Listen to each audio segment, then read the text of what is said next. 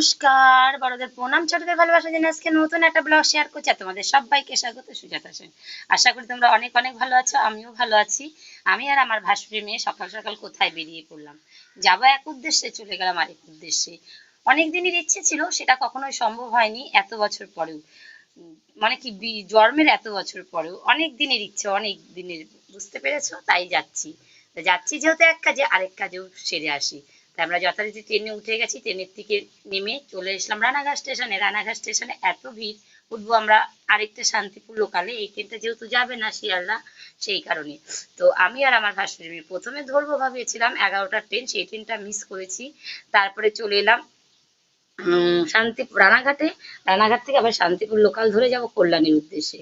যাব কোথায়? বিশ্বকর্মা পুজোর দিন আমি আর আমার ভাসুরি মেয়ে বেরিয়ে পড়েছি। অনেক দিন ধরেই ও বলছিল কাকিমুনি চলো, কিন্তু যে আজকেই যাব আমাকে আজকে বলেনি।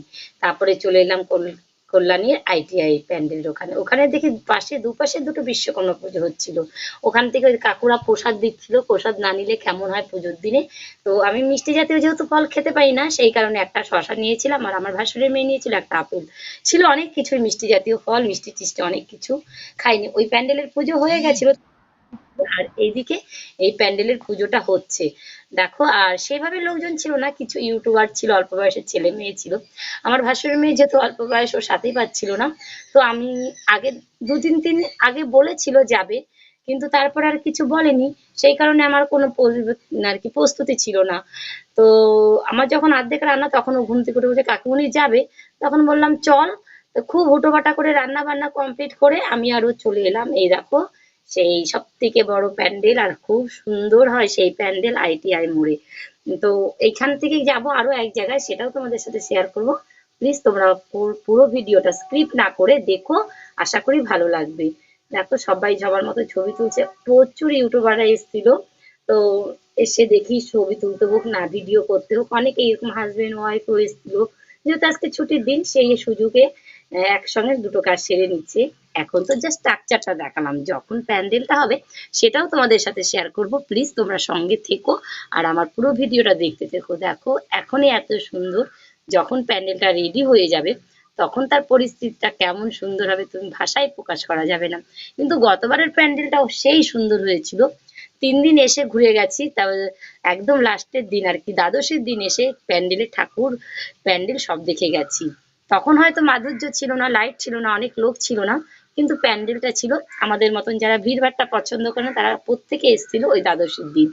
দেখো প্যান্ডেলটা এত সুন্দর আর খুব ভালো লাগে। আমি যখন বাহুবলী হয়েছিল তখন এসেছিলাম, তারপরে গতবার এসেছি, আর এবার তো আসবোই। তারপরে লকডাউন ছিল, মেয়ে ছোট ছিল, সেই কারণে আসতে পারিনি। তারপরে আরো রাস্তায় যেতে যেতে অনেক বিশ্বকর্মা পুজো হচ্ছিল, সকলে প্রসাদ দিচ্ছিল। সব জায়গা থেকে একটা করে আপেল খেয়েছি, আর হচ্ছে শশা খেয়েছি। কত জায়গায় খিচুড়ি দিচ্ছিল, সবাই বলছিল খিচুড়ি খাওয়ার কথা, কিন্তু অত গরম ছিল, আর খিচুড়িটাও গরম ছিল। খিচুড়ির গরম আর এমনি ওয়েদারের গরম, দুই গরমের জন্য খিচুড়িটা খাওয়া হয়নি। যদি ঠান্ডা হতো তাহলে খেতাম। আর প্রসাদ তো এত ঠান্ডা হবে না, যেহেতু খুব সকাল সকাল আমরা বেরিয়েছি, সেই কারণে।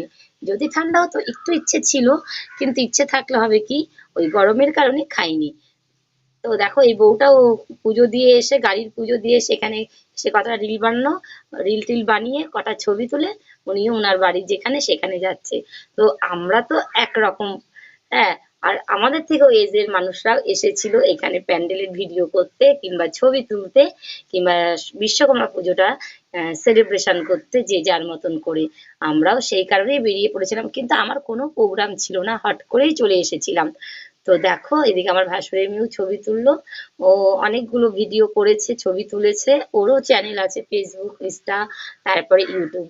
ওই আমার ভাসুরের মেয়ে, ওর ডলার জমছে, আর ওর মনি হয়ে গেছে 1 বছর আগে, এখনো পেমেন্ট পায়নি। তারপরে সব থেকে মজার কথা, কোথায় এলাম বলো তো? সতী মায়ের মন্দিরে। এটা আমার অনেক দিনের ইচ্ছা ছিল, মা সতী মায়ের কাছে আসবো, প্রণাম করব। একটু পুজো দিইনি, যেহেতু খাওয়া দাওয়া করে এসেছিলাম, সেই কারণে। তারপরে আবার মাছ ভাত খেয়েছিলাম। তো মন্দিরেও উঠিনি, জাস্ট দূরের থেকে ঠাকুরকে প্রণাম করলাম। অনেক দিনের সুপ্ত বাসনা ছিল, সেটা পূরণ হলো আজকে সতী মায়ের মন্দিরে এসে।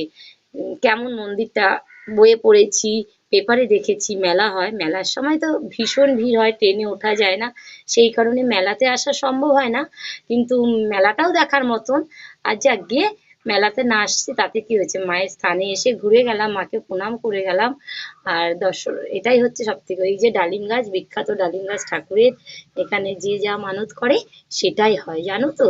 তো আমার দিদিরাও এসেছিল, গতবারও প্রোগ্রাম হয়েছিল যাব যাব করে, কিন্তু সময়ের জন্য আর যেতে পারিনি, ঠাকুর হয়তো টানিনি, সেই জন্য। পাশে একটা বিশাল বড় মন্দির হচ্ছে, ওটা এখনো উদ্বোধন হয়নি, হচ্ছে, সেটাও তোমাদের সাথে শেয়ার করব।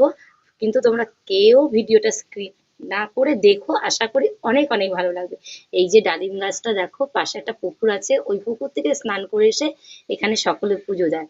কিন্তু সবসময় পুজো দেওয়ার ব্যবস্থা আছে, যারা যারা দিতে পছন্দ করবে, ভালোবাসে, অনেকে গাড়ি পুজোও দিয়েছে। ওই যে বড় মন্দিরটা হচ্ছে, ওইটাই হচ্ছে নতুন করে হচ্ছে।